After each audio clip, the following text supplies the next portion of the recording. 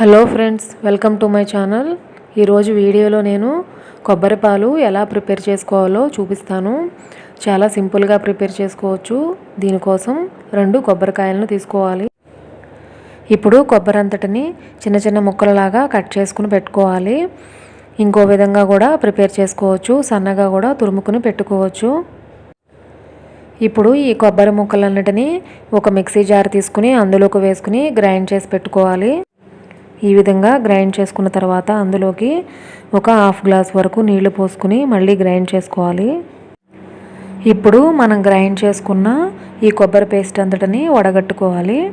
ఇందుకోసం మనం ఒక గిన్నెను తీసుకుని అందులోకి వడగట్టుకోవడానికి వీలుగా ఇలాంటి ఫిల్టర్ని తీసుకోవాలి. తర్వాత ఇందులోకి కొద్ది కొద్దిగా ఈ కొబ్బరి పేస్ట్ అంతటిని వేసుకుంటూ వడగట్టుకోవాలి.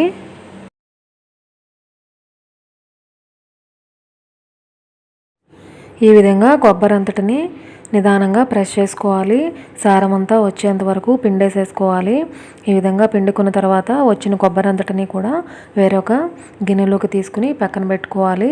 ఎందుకంటే ఆ విధంగా వచ్చిన కొబ్బరి అన్నిటి కూడా మనం మిక్సీలో వేసుకుని ఇంకొకసారి కొబ్బరి పాలు అనేవి మనం ప్రిపేర్ చేసుకోవచ్చు. మొదటిసారి తీసిన కొబ్బరి పాలు అనేవి చాలా చిక్కగా వస్తాయి. ఇప్పుడు రెండోసారి అనేవి మనం కొబ్బరి పాలు తీసినట్టయితే కొద్దిగా పలచగా వస్తాయి.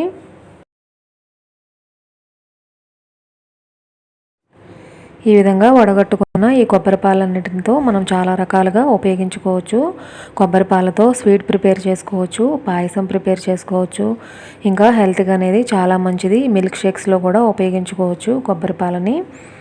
ఈ కొబ్బరి పాలన్నిటిని మనం ఫ్రిడ్జ్లో స్టోర్ చేసుకున్నట్టయితే మనకి 5 days వరకు హ్యాపీగా స్టోర్ చేసుకోవచ్చు. పాడయ్యే అవకాశం అనేది ఉండదు.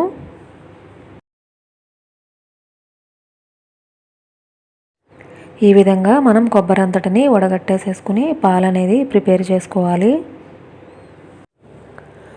వడగట్టుకున్న తర్వాత కొబ్బరి పాలు అనేవి చాలా చిక్కగా వచ్చాయి. ఈ విధంగా ప్రిపేర్ చేసుకున్నాం కదా.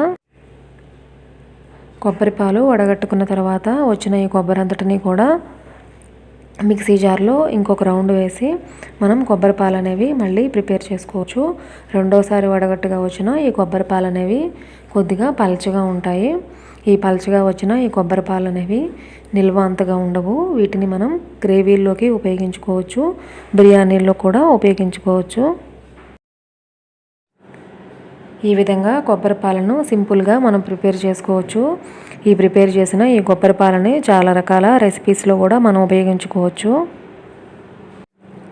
ఈ వీడియో కనుక మీకు నచ్చినట్టయితే లైక్ చేయండి, షేర్ చేయండి. అదేవిధంగా నా ఛానల్ని సబ్స్క్రైబ్ చేయండి. Thank you for watching.